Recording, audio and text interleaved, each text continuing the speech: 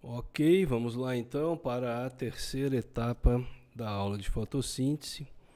Esse deve ser um vídeo mais curto. Vamos agora dar uma analisada nas reações da fase escura. A fase escura é onde ocorre efetivamente a fixação do carbono, né? Lembrando que eu comentei na introdução, no primeiro vídeo dessa trilogia, que as moléculas orgânicas que formam as células de todos os seres vivos são formadas por cadeias carbônicas, né? Então proteína, carboidrato, lipídio, DNA e RNA são todos estruturados com cadeias carbônicas, e a fonte de carbono para essas moléculas é o CO2 atmosférico. Então é preciso fixar esse CO2 da atmosfera em moléculas orgânicas. O ciclo de reações que possibilita isso é chamado de ciclo de Calvin ou fase escura da fotossíntese. As enzimas que realizam esse ciclo estão aí no estroma dos cloroplastos e nessa fase serão consumidos o NADPH e o ATP, que foram produzidos tanto na fase clara, como acabamos de ver, como também em reações de oxidação de alguns compostos orgânicos. A fase escura, embora tenha esse nome, ela depende de energia luminosa, como nós vamos ver aqui, tá? A questão é que a fase clara são as reações em que a clorofila é excitada pela luz, libera o elétron e etc. Esse aqui é o ciclo de Calvin e este aqui é o Melvin-Calvin, tá? Perfeito. Então, no ciclo de Calvin, deixa eu voltar aqui. No ciclo de Calvin é uma sequência de reações em que um composto de 5 carbonos, chamado de ribulose, incorpora uma molécula de CO2, gerando aí 2 compostos de 3 carbonos, tá? Para equilibrar a matemática do ciclo, vocês têm que se ligar nesses numerozinhos que estão aqui entre parênteses. Ó. Na verdade, o ciclo vai começar com 3 moléculas de ribulose 1,5-bisfosfato, está aqui, a ribulose está aqui, um fosfato e o outro fosfato, no carbono 1 e no carbono 5, portanto bifosfato aqui. E essas 3 moléculas de ribulose vão incorporar 3 moléculas de CO2. Isso vai resultar em 6 moléculas de 3 carbonos, tá? Aqui, ó. 3 vezes 5, 15, mais 3, 18. E aqui, 3 moléculas de 6 carbonos, 18. Essa molécula é o 3-fosfoglicerato. Bom, o 3-fosfoglicerato vai pegar um fosfato aqui do ATP, depois vai pegar os elétrons e hidrogênios aqui do NADP, que vai resultar em NADPH, mais uma vez vai auxiliar no final da fase clara. E essa etapa do ciclo vai gerar o gliceraldeído 3-fosfato, que é essa molécula aqui. Percebam que aqui, ó, nesse radical, é diferente o do 3-fosfoglicerato para o gliceraldeído 3-fosfato. Essa molécula, que nós chamamos de G3P, gliceraldeído 3-fosfato, é o carboidrato sintetizado na fase escura. Tá? Ele pode servir para produção de energia, porque ele é um intermediário da glicólise, aquela via do catabolismo que foi a primeira que vocês estudaram, ou pode ter outros destinos dependendo do status energético da célula. A principal reação de todo esse ciclo, que é a reação que nós vamos aqui focar a nossa atenção, é a fixação do carbono, do CO2, na ribulose bifosfato. O nome da enzima que faz essa reação, o nome popular é rubisco, ribulose bisfosfato carboxilase. E essa é a reação que ela catalisa. Então está aqui o CO2, carbono ligado em 2 oxigênios por ligação dupla, uma molécula bem estável. Aqui a ribulose 1,5-bisfosfato, aqui a incorporação do CO2 e logo formando esse intermediário que é instável, e logo a seguir a divisão em 2 moléculas do 3-fosfoglicerato. Então essa é a principal reação do ciclo de Calvin, é a reação da fixação do CO2 em moléculas orgânicas, e as demais reações do ciclo primeiro vão alterar essa conformação aqui, convertendo o 3-fosfoglicerato em gliceraldeído fosfato, e depois vão recuperar o composto original do ciclo. Então vamos dar uma passada aqui mais uma vez. O destaque aqui para a primeira reação, em que uma molécula de CO2 com um carbono é incorporada em um substrato de 5, originando aí a primeira forma do carboidrato.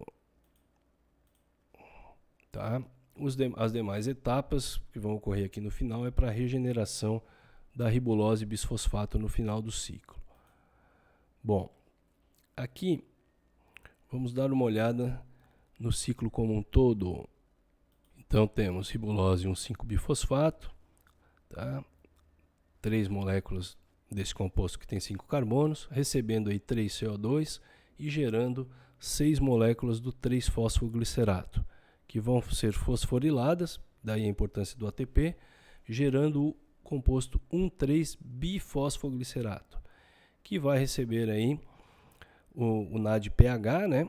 Vai doar aí os prótons e os elétrons para a formação do gliceraldeído 3-fosfato. O gliceraldeído 3-fosfato, que também pode ser eventualmente encontrado como a de hidroxicetona, né? O gliceraldeído 3-fosfato, nós temos aqui 6 moléculas de G3P. Uma delas fica para a célula e as outras 5 vão passar pelas reações de regeneração da ribulose 1,5-bifosfato. Tá?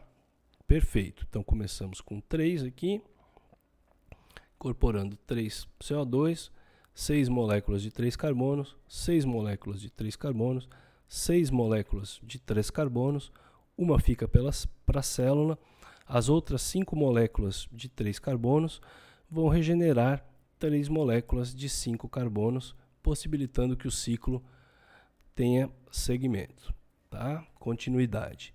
E essa molécula de gliceraldeído 3-fosfato, o G3P, o primeiro carboidrato. Que destino ele pode ter? Ele pode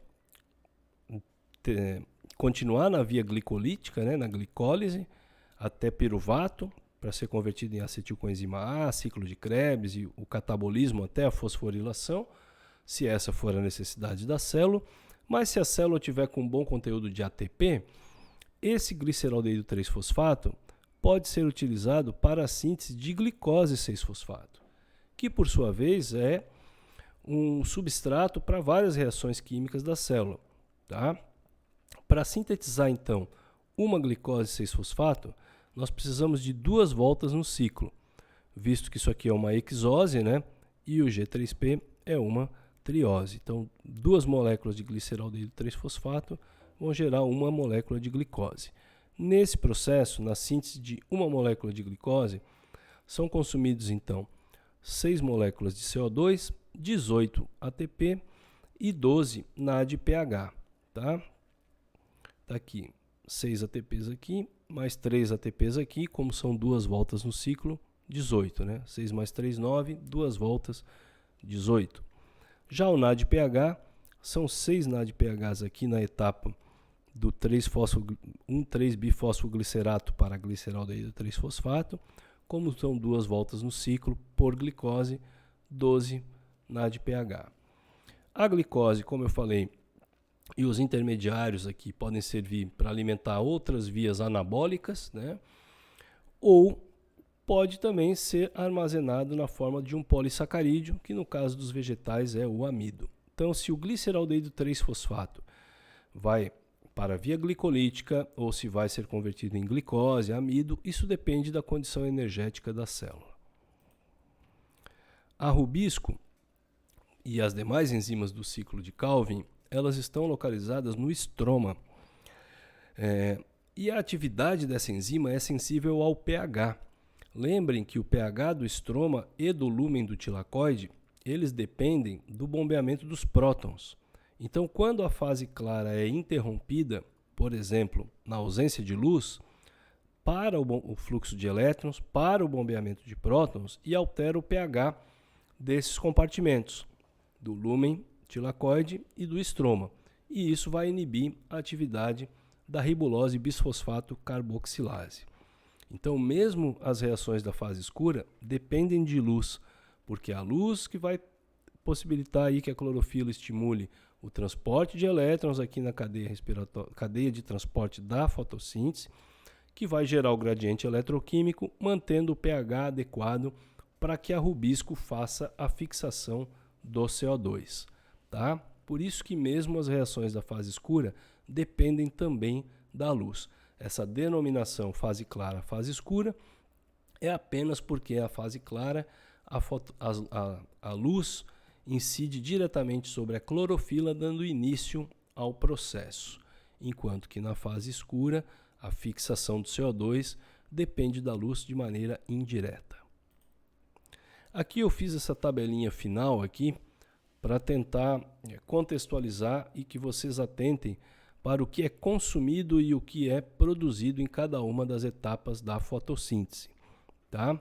Então nós temos aqui na fase clara consumida a água, que é quebrada, né, para repor o elétron da clorofila, a luz, que vai excitar a clorofila para que ela passe o elétron para a cadeia de transporte e depois reponha pela água. O que é formado ao final da fase clara? O ATP e o NADPH e, como um subproduto, o oxigênio. Bom, já na fase escura serão consumidos o ATP e o NADPH, bem como o CO2, que será fixado para a geração aqui do G3P. Tá? Então isso aqui dá um resuminho. Acho que já ficou aqui uma linha em branco. Vocês podem inclusive colocar aí o que é consumido e produzido também na respiração celular para fazer aí um contraponto para vocês estudarem melhor. Inclusive, isso acontece aqui nesse slide, ó, onde nós temos aqui o cloroplasto e uma mitocôndria. Lembrem que as células eucariontes que têm cloroplasto têm também mitocôndria. Tá? Então percebam aqui, ó, os fotossistemas excitados pela luz, eles vão liberar elétrons para a geração do ATP e NADPH, que são consumidos no ciclo de Calvin. Tá? Para repor esses elétrons, consome a água e libera oxigênio. O ciclo de Calvin vai produzir então G3P, que depois serve para síntese de glicose. Quando gira o ciclo de Calvin, sobra de novo NADP e ATP, que volta aqui na fase clara para fazer essa conexão da fase clara com a fase escura. Tá? A glicose é convertida a piruvato no processo anaeróbico, que depois perde um CO2 e entra no ciclo de Krebs. O ciclo de Krebs vai liberar outras moléculas de CO2, que serão consumidas lá na fotossíntese. Perfeito. O ciclo de Krebs vai gerar NADH e FADH2, que alimentam a cadeia transportadora de elétrons. Essa cadeia transportadora de elétrons da mitocôndria consome o oxigênio para a síntese do ATP e reduz esse oxigênio para a formação de água.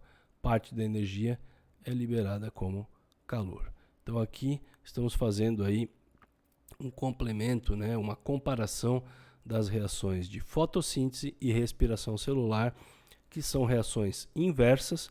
Respiração é catabólica, fotossíntese é anabólica, mas que são totalmente complementares, tá?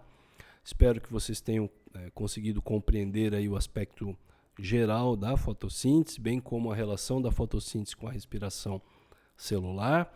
Se atentem que os dois processos ocorrem em membranas especializadas de mitocôndria e cloroplastos, mas podem ocorrer também na membrana celular de células de bactérias e arqueias que não têm mitocôndria nem cloroplasto, então não tem a organela, mas o processo acontece nestas células.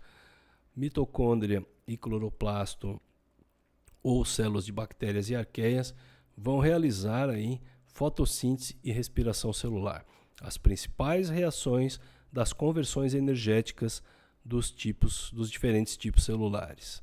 Revisem isso aqui, realizem as atividades aí tanto o roteiro de estudo como a atividade avaliativa.